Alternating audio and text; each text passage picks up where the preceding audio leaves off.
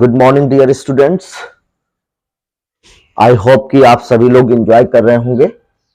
और आज high school syllabus का टेंस पर आधारित क्वेश्चन हम लोग डिस्कस करने वाले हैं। इसके पहले पार्ट्स ऑफ स्पीच पर कुछ क्वेश्चंस हम लोग डिस्कस कर चुके हैं। यूपी बोर्ड 2024 में जो संभावित क्वेश्चन है यानी इंपॉर्टेंट क्वेश्चन है जिनके आने की संभावना है या जो इस तरह के क्वेश्चंस हैं जिन पर क्वेश्चन बन सकते हैं या ऐसे सारे क्वेश्चंस हम लोग डिस्कस कर रहे हैं। तो चलिए आज हम लोग इसी सीरीज में कौन सा पार्ट शुरू करेंगे? टेंस पर आधारित। टेंस पर आधारित आज मल्टीपल चॉइस क्वेश्चन शुरू करेंगे, क्योंकि सारे स्टूडेंट को यह पता होना चाहिए कि जो क्वेश्चन हम लोग सॉल्व करने जा रहे हैं उसमें जितने भी ऑब्जेक्टिव टाइप के क्वेश्चंस होते हैं वो सेक्शन ए में आएंगे और बाकी के क्वेश्चन आपके सेक्शन बी में होंगे। पूरा क्वेश्चन पेपर आपका 100 मार्क्स का होता है, लेकिन जिसमें से 30 मार्क्स यानी 30 नंबर का जो क्वेश्चन होगा, 30 नंबर जो आपको मिलेगा वो इंटरनल असेसमेंट से मिलेगा और बाकी 70 मार्क्स का पेपर होगा। और ये 70 मार्क्स यानी जो 70 नंबर का क्वेश्चन होगा जिसमें से 20 क्वेश्चंस ऐसे होंगे जो 1 नंबर्स के होंगे, एक नंबर्स के होंगे और वो सारे के सारे ऑब्जेक्टिव होंगे। ऑब्जेक्टिव टाइप के जितने भी क्वेश्चन होते हैं स्टूडेंट्स, उसमें आपको पता होना चाहिए कि जो क्वेश्चंस आपको दिया जाता है उसमें 4 ऑप्शंस आपको दिए जाएंगे, उसमें से जो ऑप्शन आपका सही होगा उसी ऑप्शन को आपको टिक करना होगा। तो चलिए हम लोग आज इसी रामबाण सीरीज में मिशन 2024 को कंप्लीट करने के लिए आज आए हैं और हमारा जो टॉपिक होगा वो टेंस होगा, यानी कि टेंस पर किस तरह के क्वेश्चंस पूछे जाते हैं। चलिए आज इसको डिस्कस करेंगे। एक एक क्वेश्चन लेते हैं, बहुत ही आराम से, बहुत ही प्यार से समझेंगे ताकि आपका एग्जामिनेशन में एक भी क्वेश्चन गलत ना हो। तो चलिए शुरू करते हैं। पहला क्वेश्चन पढ़ने से पहले दोस्तों हमें क्या दिया गया इंस्ट्रक्शन उसको देख लेते हैं। Choose the correct option. क्या कह रहा है? Choose the correct option. Choose का मतलब होता है चुनना, यानी आपको चुनना है, चुनाव करना है जो करेक्ट ऑप्शन होगा, सही ऑप्शन होगा, सही उत्तर होगा। जैसे यहां पर 4 ऑप्शन दिया गया है, option A, option B, option C, option D. ये 4 ऑप्शन आपको दिए गए, इसमें से जो ऑप्शन आपको लगता है ये करेक्ट ऑप्शन है उसे आपको टिक करना, चुनना है। टू आंसर द फॉलोइंग, और उसके आंसर को देना, यानी जो क्वेश्चन आपको दिया गया है उस क्वेश्चन में 4 ऑप्शन दिए गए, जो करेक्ट ऑप्शन होगा उसी को चुनना है और आपका आंसर क्या होना चाहिए। चलिए एक एक देखते हैं। पहला क्वेश्चन है she has to the party. She has to the party. दोस्तों यहां पर देखिए 4 ऑप्शन है, गो, वेंट, गॉन, गोइंग। सबसे पहले हमें यह जानना चाहिए कि अगर हम लोग टेंस पढ़ रहे हैं तो टेंस में 5 तरह की वर्ब का यूज किया जाता है। कितने प्रकार की वर्ब का यूज करते हैं दोस्तों? 5 प्रकार की वर्ब का यूज करते हैं, जिसे V1 वर्ब की फर्स्ट फॉर्म कहा जाता है, V2 जिसे सेकंड फॉर्म कहते हैं, V3 जिसे थर्ड फॉर्म कहा जाता है, V4 जिसे फोर्थ फॉर्म, V5 यानी कि वर्ब की 5वीं फॉर्म होती है। अब इसमें अंतर क्या होता है जानते हैं दोस्तों। जैसे यहां पर एक वर्ब ली गई है गो। गो ये क्या है? इसे हम बेस फॉर्म कह सकते हैं या इसे हम फर्स्ट फॉर्म कह सकते हैं। बेस फॉर्म या फर्स्ट फॉर्म जो हमेशा प्लूरल फॉर्म में होती है। किस फॉर्म में होती है? प्लूरल फॉर्म में। याद रखिए दोस्तों, बेस फॉर्म जिसे हम प्लूरल फॉर्म भी कंसीडर करते हैं, यानी कि first form of the main verb को हम क्या कहते हैं? ये बेस फॉर्म है या ये प्लूरल फॉर्म होती है। इसका जो सेकंड फॉर्म होता है गो का, वो क्या होगा? वेंट हो जाएगा। जो थर्ड फॉर्म होगा दोस्तों वो क्या होगा? गॉन होगा। फर्स्ट फॉर्म आपका क्या होगा? गो होगा, सेकंड होगा वेंट और थर्ड होगा गॉन। अगर आपको फोर्थ फॉर्म बनानी है, कौन सी form? Fourth form of the main verb बनानी है, तो करना क्या है? ये जो फर्स्ट फॉर्म होती है बहुत ही इजी फॉर्म है, इसमें आईएनजी लगा देते हैं। ये आईएनजी लगने से क्या बन जाएगा? ये आपका फिफ्थ फॉर्म बन जाएगा। क्या बनेगा? फिफ्थ फॉर्म बन जाएगा। यानी फर्स्ट फॉर्म के साथ आईएनजी लगाने से आईएनजी वाली जो फॉर्म होती है वो फिफ्थ फॉर्म बन जाती है। और ये फिफ्थ फॉर्म जो फोर्थ फॉर्म बनती है और ये फिफ्थ फॉर्म है, जैसे फर्स्ट फॉर्म लेकर के, कौन सी फॉर्म लेकर? फर्स्ट फॉर्म लेकर के कभी यस और कभी यस लगता है। तो यस या यस लगाने से कौन सी फॉर्म बनती है? फिफ्थ फॉर्म बन जाती है। तो आपने समझ लिया होगा फर्स्ट फॉर्म जिसे बेस फॉर्म कहा जाता है, सेकंड फॉर्म गो का वेंट हो जाएगा, थर्ड फॉर्म क्या होगा? गॉन होगा, और फोर्थ फॉर्म जब कभी भी बनाना हो तो फर्स्ट फॉर्म में आईएनजी लगा दीजिए, फोर्थ फॉर्म बन जाएगी। और फिफ्थ फॉर्म कौन सी होती है? यस या यस वाली फॉर्म होती है। तो चलिए एक एक क्वेश्चन को सॉल्व करते हैं दोस्तों। तो यहां लिखा हुआ है टेंस, यानी कि जितने भी क्वेश्चन दिए गए हैं सारे क्वेश्चन आपके किस पर आधारित है? टेंस पर आधारित है। तो टेंस तीन होते हैं, प्रेजेंट टेंस, पास्ट टेंस और फ्यूचर टेंस। लेकिन हर टेंस के चार अलग अलग पार्ट्स होते हैं, इंडेफिनिट, कॉन्टिन्यूअस, परफेक्ट और परफेक्ट कॉन्टिन्यूअस। चलिए एक एक जो भी आता जाएगा उसको भी डिस्कस कर लेंगे। तो दोस्तों यहां पर लिखा हुआ शी हैज, अब यहां एक वर्ब भरनी है, वो गो होगी, वेंट होगी, गॉन होगी या गोइंग होगी, कौन सी फॉर्म आएगी ये आपको चेक करना है। तो दोस्तों देखिए यहां पर हैज का प्रयोग किया गया, किसका प्रयोग किया गया है? हैज का प्रयोग किया गया है। तो जब कभी भी हैज का प्रयोग आता है तो हैज के साथ हमेशा कौन सी फॉर्म आती है? थर्ड फॉर्म आती है। हैज के साथ हमेशा कौन सी फॉर्म आती है? थर्ड फॉर्म आती है, और ये होता है प्रेजेंट परफेक्ट। प्रेजेंट परफेक्ट में या तो हैज आता है या हैव, और उसके साथ जो मेन वर्ब होती है वो अपने थर्ड फॉर्म में होती है। तो यहां पर हैज का प्रयोग किया गया है क्योंकि सब्जेक्ट आपका सिंगुलर है, सब्जेक्ट सिंगुलर होगा तो वर्ब भी सिंगुलर होती है, तो इसलिए सब्जेक्ट सिंगुलर है शी, तो यहां पर सिंगुलर वर्ब हैज लिखा हुआ है। अब अगर हैज हैव होता है तो उसके साथ मेन वर्ब की कौन सी फॉर्म यूज करते हैं? थर्ड फॉर्म यूज करते हैं। तो अब आपको चेक करना है कि किस ऑप्शन में वर्ब की थर्ड फॉर्म। तो ये फर्स्ट फॉर्म है, पहला वाला फर्स्ट फॉर्म है, गो लिखा है फर्स्ट फॉर्म है। बी ऑप्शन में सेकंड फॉर्म, वेंट क्या है? सेकंड फॉर्म लिखा हुआ है। गॉन ये आपका थर्ड फॉर्म है, इसलिए सी ऑप्शन आपका राइट ऑप्शन होगा। C for Chennai is the right answer. तो चलिए मेरे ख्याल से ये क्लियर हो गया होगा। अब मूव ऑन करते हैं दूसरे क्वेश्चन की तरफ। तो दूसरा क्वेश्चन आपका क्या है इसको भी चेक करते हैं। तो दूसरा क्वेश्चन क्या है? I working all afternoon and have just finished the assignment. तो आई वर्किंग लिखा है। अब दोस्तों यहां पर आपको क्या करना है? एक वर्ब फिल करना है, एक वर्ब भरनी है। वो वर्ब क्या होगी?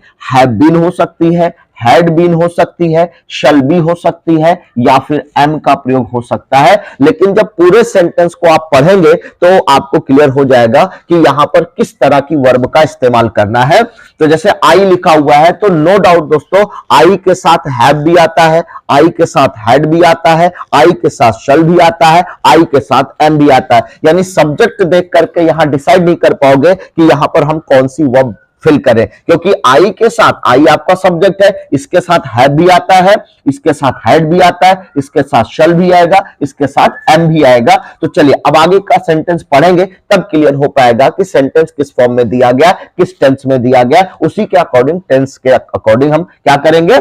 यूज करेंगे दी गई वर्ब को। तो लिखा हुआ आई, फिर उसके बाद वर्किंग लिखा है दोस्तों। अब अगर वर्किंग लिखा यानी आईएनजी वाला फॉर्म लिखा हुआ है तो आईएनजी वाला फॉर्म कॉन्टिन्यूअस होता है। कौन सा होता है? कॉन्टिन्यूअस फॉर्म होता है। अब कॉन्टिन्यूअस की अगर मैं बात करूं तो प्रेजेंट कॉन्टिन्यूअस भी होता है, प्रेजेंट परफेक्ट कॉन्टिन्यूअस भी होता है, पास्ट कॉन्टिन्यूअस होता है, पास्ट परफेक्ट कॉन्टिन्यूअस भी होता है, फ्यूचर कॉन्टिन्यूअस होता है, फ्यूचर परफेक्ट कॉन्टिन्यूअस होता है। तो इसमें से कौन सी वर्ब होगी? चलिए इसको डिसाइड करते हैं। तो आई वर्किंग ऑल आफ्टरनून, मैं सारे पूरे आफ्टरनून, आफ्टरनून का मतलब होता है दोपहर के बाद का जो समय होता है उसको हम आफ्टरनून कहते हैं। यानी कि पूरे दोपहर काम करता रहा या काम करता रहा।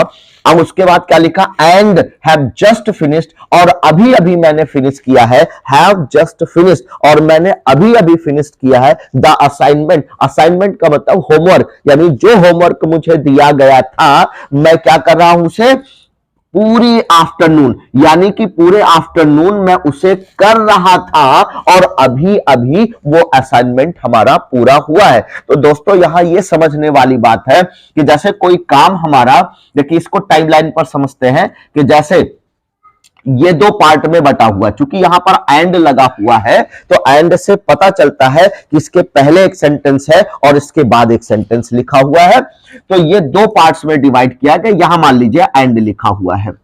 अब एंड से पहले काम शुरू हो गया था, देखिए, आई वर्किंग ऑल आफ्टरनून, मैं पूरे दोपहर काम करता रहा।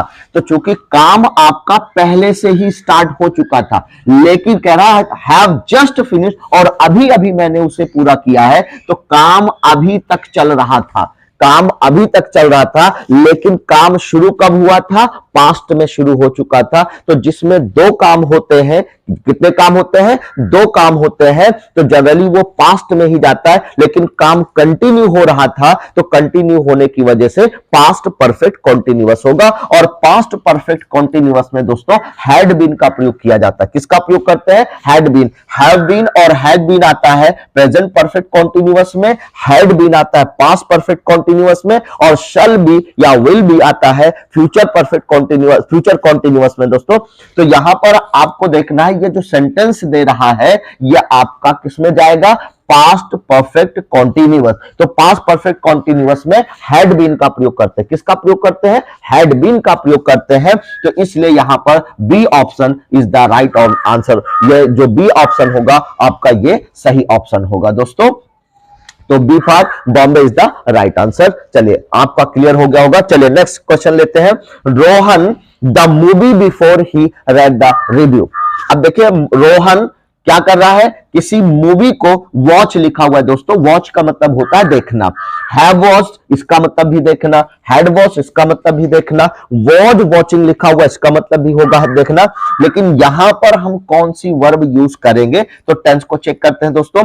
लिखा हुआ है रोहन, तो रोहन द मूवी लिखा हुआ है, मूवी को देख रहा था, फिल्म को देख रहा था या देख रहा है। क्या होगा? यहां बिफोर लिखा हुआ है। एक चीज का ध्यान रखिए दोस्तों, जब कभी भी बिफोर या आफ्टर आता है, बिफोर या आफ्टर आता है, और बिफोर या आफ्टर से दो सेंटेंसेस जोड़े गए हो, एक पहले आएगा और एक बाद में आएगा। दो सेंटेंसेस अगर किससे जुड़े होते हैं? या तो बिफोर से या फिर आफ्टर से। तो बिफोर के जो पहले वाला पार्ट होता है दोस्तों, ये पास्ट परफेक्ट होगा। कौन सा होगा? बिफोर के पहले वाला जो सेंटेंस होगा ये पास्ट परफेक्ट होगा। तो पास्ट परफेक्ट, और इसके बाद वाला जो सेंटेंस होता है ये वाला सेंटेंस होगा। बिफोर के बाद का पूरा जो सेंटेंस होगा ये पास्ट इंडेफिनिट, ये होगा दोस्तों पास्ट परफेक्ट।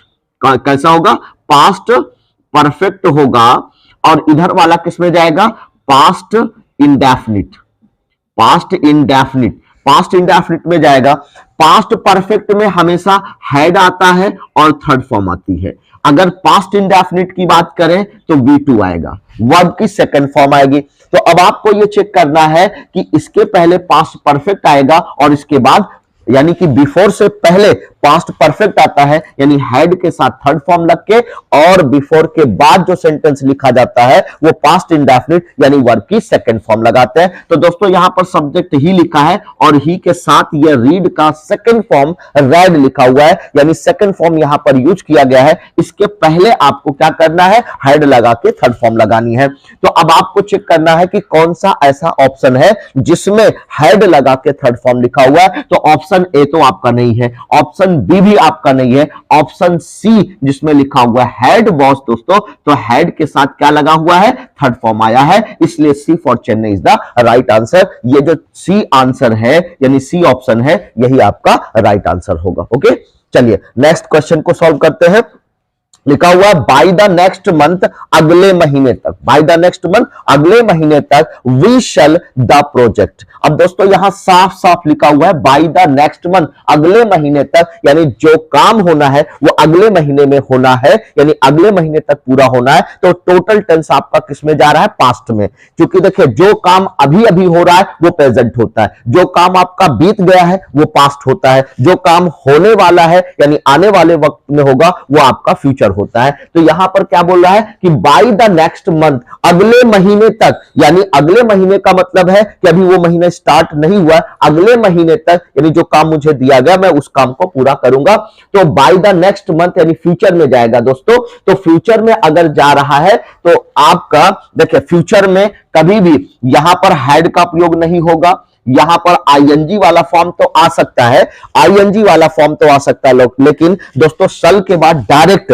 आईएनजी फॉर्म नहीं आता, या तो शल भी लिखा हो या विल भी लिखा हो तब तो आईएनजी वाला फॉर्म आएगा, और हैड नहीं आ सकता क्योंकि पास्ट में जा रहा है, और आईएनजी वाला फॉर्म नहीं आएगा क्योंकि यहां पर बी लिखा नहीं है। उसके बाद यहां पर शल के बाद डायरेक्ट सेकंड फॉर्म का प्रयोग नहीं करते हैं या थर्ड फॉर्म का प्रयोग नहीं करते हैं, तो शल के बाद आएगा क्या, पहले हैव आएगा फिर थर्ड फॉर्म आएगा दोस्तों, इसलिए D for Denmark is the right answer, यानी कि डी वाला आपका सही आंसर होगा। तो ये बन जाएगा आपका बाय द नेक्स्ट मंथ, अगले महीने तक we shall have completed the project, जो प्रोजेक्ट मुझे दिया गया है अगले महीने तक मैं उसे पूरा कर लूंगा। तो दोस्तों समझ में आ गया होगा। चलिए नेक्स्ट क्वेश्चन को सॉल्व करते हैं। Every boy and girl, every boy and girl, हर लड़का और हर लड़की इन द क्लास, क्लास के अंदर टुडे, आज क्या करेगी, आर प्रेजेंट लिखा हुआ, प्रेजेंट का मतलब उपस्थित होना, तो यहां पर क्लियर हो गया होगा कि सारे लड़के लड़कियों की बात हो रही है, हर लड़के लड़के की बात हो रही है। आर प्रेजेंट आएगा या इज प्रेजेंट होगा या हैव प्रेजेंट होगा या हैड प्रेजेंट होगा दोस्तों, तो ये आपको चेक करना है। तो एक चीज का ध्यान दीजिए, यहां पर टुडे लिखा हुआ है, तो टुडे का मतलब आज, यानी कि आज की अगर बात हो रही है तो सारा टेंस आपका प्रेजेंट में होगा, किसमें होगा, प्रेजेंट में होगा। तो देखिए आर प्रेजेंट होगा या इज प्रेजेंट होगा या हैव प्रेजेंट होगा या हैड प्रेजेंट, क्योंकि यहां पर हैड लिखा हुआ है दोस्तों, तो यहां पर हैड का तो बिल्कुल प्रयोग नहीं होगा, क्योंकि टुडे की बात हो रही, आज की बात हो रही, प्रेजेंट की बात हो रही है, तो इसलिए हैड नहीं आएगा।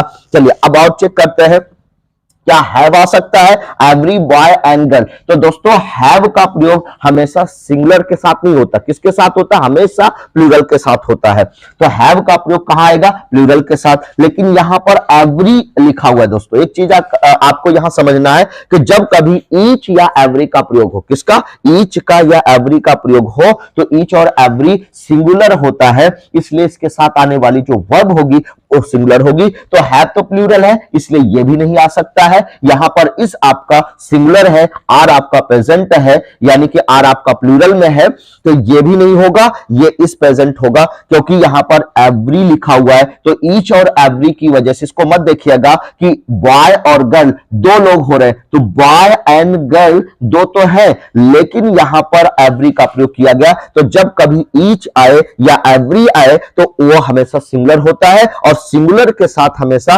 सिंगुलर वर्ब यूज होगी। तो केवल एक ही वर्ब ऐसी है, इज, यानी option number B is the right answer, ये बी वाला आपका सही आंसर होगा। चलिए दोस्तों अगला क्वेश्चन लेते हैं।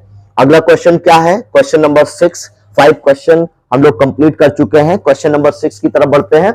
6 क्या क्या कह रहा है, he daily for a year now, he daily for a year now. दोस्तों यहां पर देखिए एक्सरसाइजेस लिखा हुआ है, वॉज एक्सरसाइजिंग होगा या हैज बीन एक्सरसाइजिंग होगा या एक्सरसाइज होगा, क्या हो सकता है दोस्तों। देखिए यहां पर एक शब्द का आपको ध्यान देना है, यहां पर डेली लिखा हुआ है, डेली का मतलब होता है प्रत्येक दिन। तो जब डेली की बात हो रही है तो निश्चित रूप से सेंटेंस आपका प्रेजेंट में ही होगा। अब इंडेफिनिट होगा, प्रेजेंट का इंडेफिनिट होगा, या प्रेजेंट का कॉन्टिन्यूअस होगा, प्रेजेंट का परफेक्ट होगा, या प्रेजेंट का परफेक्ट कॉन्टिन्यूअस होगा। चलिए उसको भी समझते हैं।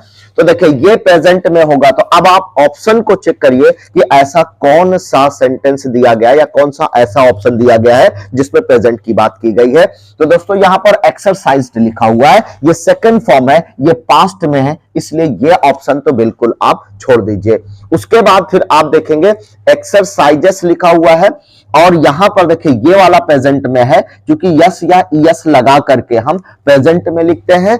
और यहां पर वॉज लिखा हुआ है, तो वॉज तो आपका पास्ट हो जाएगा, तो पास्ट की बात ही नहीं करनी हमको, यानी कि जो भी आएगा वो प्रेजेंट का ऑप्शन होगा, प्रेजेंट में आने वाली वर्ब का यूज किया जाएगा।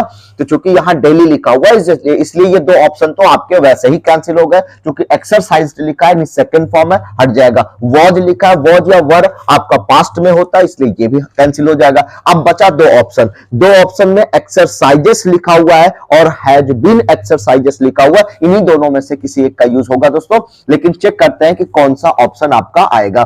तो एक्सरसाइजेस का मतलब है प्रेजेंट इंडेफिनिट, प्रेजेंट इंडेफिनिट में ही यस या यस आता है, और हैज बीन या हैव बीन के बाद आईएनजी वाला फॉर्म आपको देखे तो वो होता है प्रेजेंट परफेक्ट कॉन्टिन्यूअस। तो सेंटेंस को चेक करिए, क्या इसमें प्रेजेंट परफेक्ट कॉन्टिन्यूअस यूज होगा या प्रेजेंट इंडेफिनिट होगा। अगर प्रेजेंट इंडेफिनिट होगा तो ये आएगा, प्रेजेंट परफेक्ट कॉन्टिन्यूअस होगा तो ये आएगा। अब दोस्तों देखिए यहां पर आइया लिखा हुआ, यानी जिस काम को करने की बात की जा रही है उसका समय भी दिया गया। क्या दिया गया है? समय भी दिया गया, टाइम भी दिया गया। 1 साल, 2 साल, 3, आयर का मतलब 1 साल, तो 1 साल दिया गया, यानी टाइम आपको दिया गया है। तो टाइम अगर आपको दिया गया है तो वो प्रेजेंट परफेक्ट कॉन्टिन्यूअस ही होगा। कौन सा होगा? प्रेजेंट परफेक्ट कॉन्टिन्यूअस होगा। तो ये वाला भी ऑप्शन आपका गलत हो जाएगा, यानी C for Chennai is the right answer, यानी हैज बीन एक्सरसाइजेस, ये एक्सरसाइजिंग, ये वाला ऑप्शन आपका सही होगा। अब सेंटेंस क्या होगा? He has been exercising, he has been exercising daily for a year. Now वो 1 साल से लगातार क्या कर रहा है?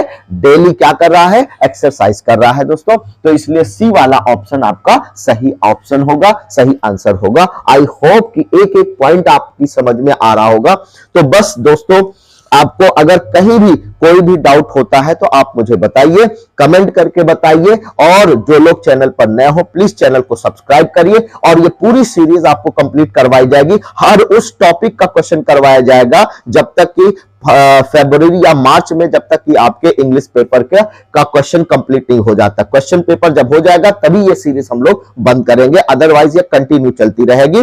तो जो लोग नए हो प्लीज चैनल को सब्सक्राइब करें, लाइक करें और शेयर करें, और इस तरह के अपडेटेड वीडियोस आपको कंटिन्यू मिलते रहेंगे।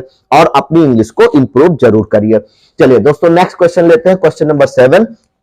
तो आई दिस बुक सिंस मॉर्निंग लिखा हुआ है, तो यहां पर आई दिस बुक सिंस मॉर्निंग लिखा है। तो यहां पर देखिए सिंस या फॉर, दोस्तों एक चीज का ध्यान रखिएगा, अगर किसी काम के करने या होने की बात की जा रही, कोई एक्शन हो रहा है और उसमें सिंस या फॉर लगा हुआ है, तो सिंस या फॉर टाइम बताने वाला वर्ड्स होता है, और टाइम जहां बताया जाता है वो प्रेजेंट परफेक्ट कॉन्टिन्यूअस होगा, या पास्ट परफेक्ट कॉन्टिन्यूअस होगा, या फ्यूचर परफेक्ट कॉन्टिन्यूअस होगा। लेकिन दोस्तों यहां पर मॉर्निंग की बात की जा रही है, अगर हम मॉर्निंग की बात करें तो कौन सा होगा?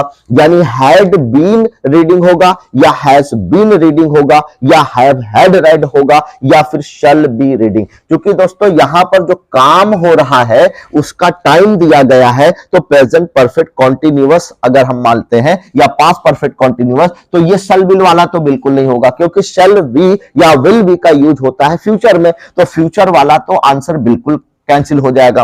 और उसके साथ साथ आईएनजी वाला फॉर्म ही आएगा, क्योंकि सिंस या फॉर्म कंटिन्यूअस को प्रेजेंट करता है, तो इसलिए कंटिन्यूअस में ही कोई ऐसी वर्ब होगी। तो आईएनजी वाली फॉर्म यहां पर भी दी गई है, आईएनजी वाली फॉर्म यहां भी दी गई है, और यहां पर आईएनजी वाली फॉर्म नहीं दी गई है सी में, इसलिए यह भी आपका कैंसिल होगा। या तो आपका हैड बीन रीडिंग होगा या फिर हैज बीन रीडिंग होगा। आइए चेक करते हैं। तो आई के साथ हैड आता है या आई के साथ हैज आता है, आप ये चेक कर लीजिए। तो दोस्तों देखिए आई के साथ तो हैज आएगा ही नहीं, आई के साथ हैज नहीं आता, आई के साथ हैव आता है। तो ये वाला ऑप्शन भी आपका गलत हो गया। ऑप्शन नंबर ए आपका सही आंसर होगा, यानी ये होगा I had been reading this book since morning. Okay, चलिए नेक्स्ट क्वेश्चन को सॉल्व करते हैं।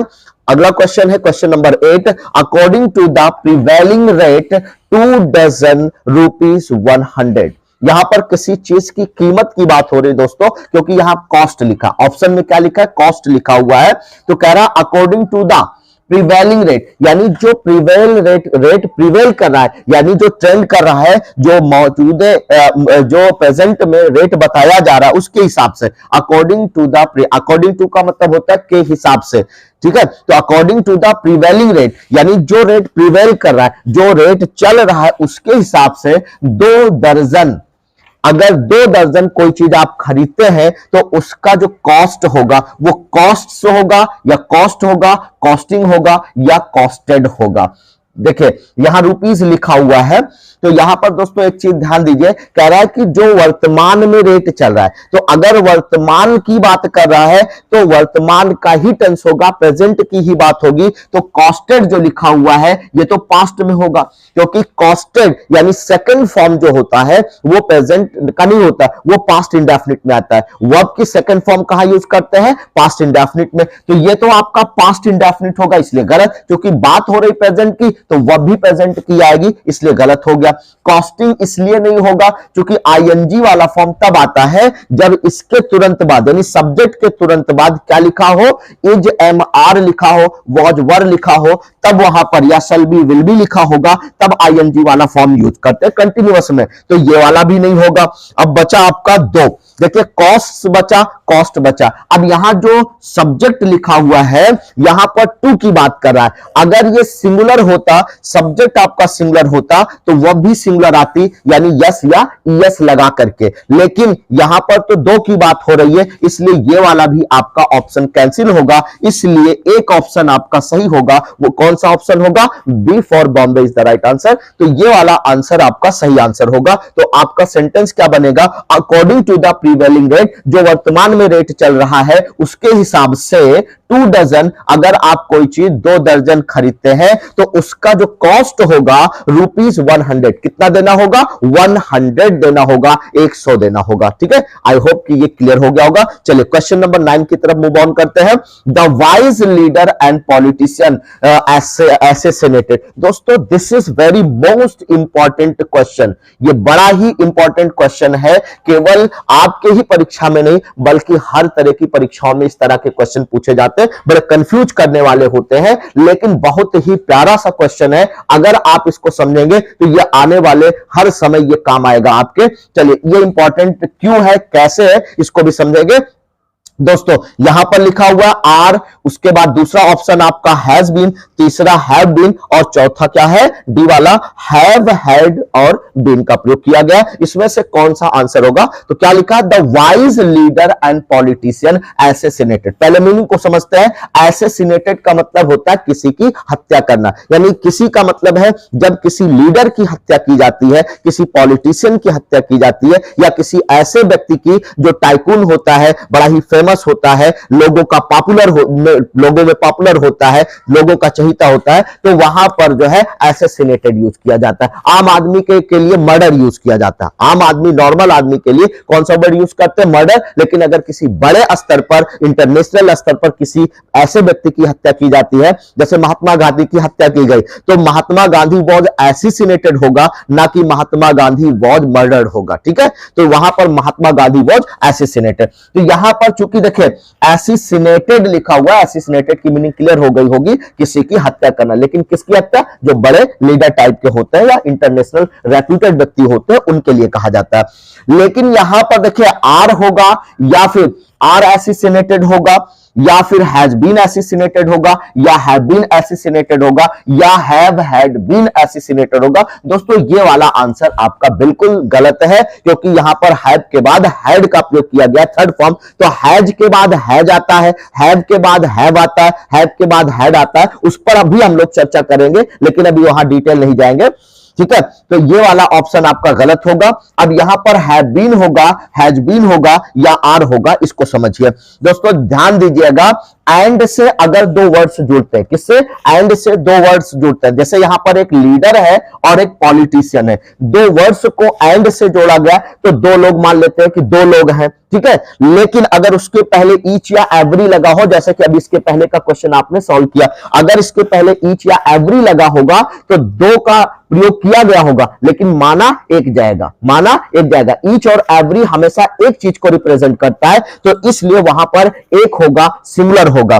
लेकिन एंड से जुड़ा हो और उसके पहले कोई वर्ड होगा, उसके बाद कोई नाउन वर्ड होगा, दोनों अगर एंड से जुड़े हैं तो 2 तो होते हैं, लेकिन एक चीज का कंफ्यूजन आप यहां बिल्कुल दूर कर लें, क्योंकि अगर आप देखें उन दोनों के साथ यदि आर्टिकल लगा हो या उन दोनों के बाद आर्टिकल ना लगा हो, दोनों के साथ आर्टिकल लगा हो या दोनों के बाद के साथ आर्टिकल ना लगा हो। जैसे यहां पर आर्टिकल आया हुआ है द, आर्टिकल की मैं बात करूं, आर्टिकल पर भी क्वेश्चन आते हैं। आर्टिकल दो टाइप के होते हैं, डेफिनिट और दूसरा इनडेफिनिट। ठीक है, तो ए, एन और द ये हमारे तीन वर्ड होते हैं जिनको आर्टिकल की कैटेगरी में रखा जाता है। तो आपको ये चेक करना है कि आर्टिकल कितनी बार आया। अगर दो वर्ड एंड से जुड़े हैं, अगर एक बार आर्टिकल आया है तो देखिए यहां पर केवल एक बार द लिखा हुआ, ना तो ए आया है ना एन आया। अगर इसके साथ भी द होता, इसके भी साथ द होता, यानी जितने आर्टिकल उतने लोग माने जाते हैं, उतना सब्जेक्ट माना जाएगा। तो यहां केवल एक बार आर्टिकल है, इसलिए यहां पर केवल एक सब्जेक्ट है। यहां पर कितना सब्जेक्ट होगा? एक सब्जेक्ट, यानी कि जिसको लीडर आप मान रहे हो वही हमारा पॉलिटिशियन भी है। यानी कि जिसको आप लीडर मान रहे हो वही क्या है? राजनेता भी है।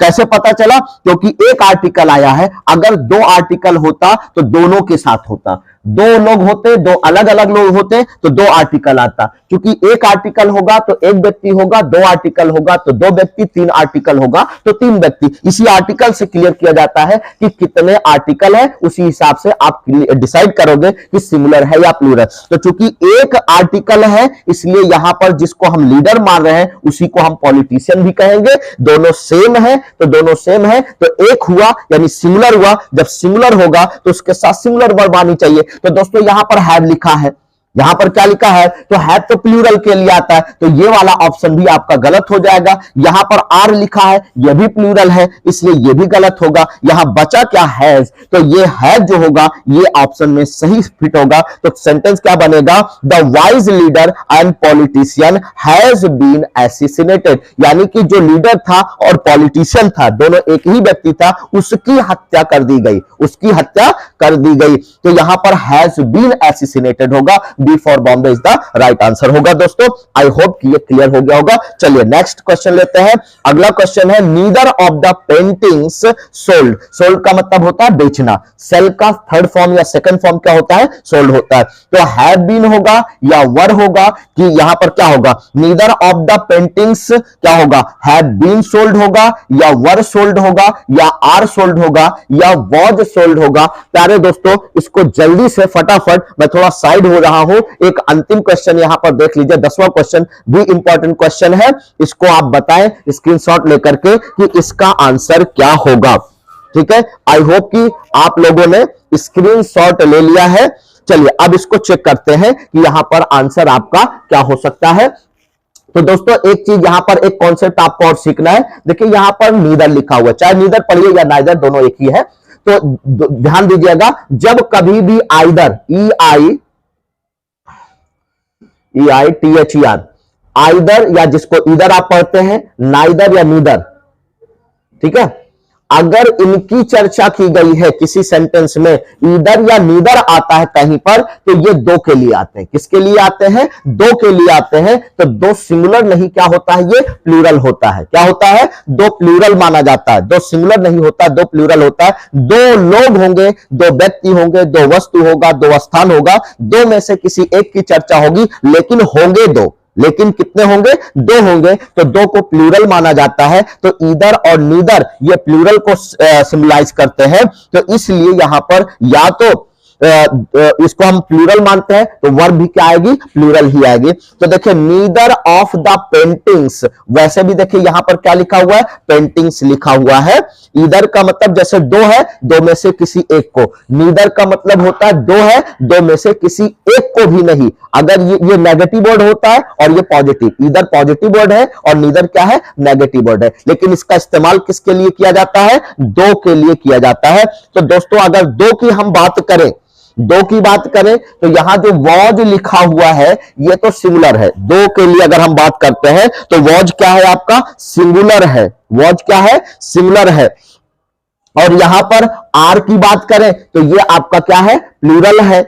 ठीक है, वर की बात करें तो यह भी प्लूरल है। हैव बीन की बात करें तो यह भी प्लूरल। तो दो तो आपके प्लूरल है, दो आपके क्या है? सिंगुलर है। लेकिन सेंस देखिएगा, ध्यान दीजिएगा, दो में से जब किसी एक की बात करते हैं, दो में से किसी एक की बात करते हैं तब इधर आता है, यह पॉजिटिव वर्ड होता है। और दो में से किसी एक की भी बात नहीं करते हैं तो वहां पर किसका प्रयोग किया जाएगा? नीदर का प्रयोग। तो दो में से किसी एक का, देखने में तो यह प्लूरल है, देखने में ये प्लूरल है कि दो की बात करते हैं। किसकी बात करते हैं? दो की। लेकिन दो की डायरेक्ट बात नहीं करते, दो में से किसी एक की बात करते हैं।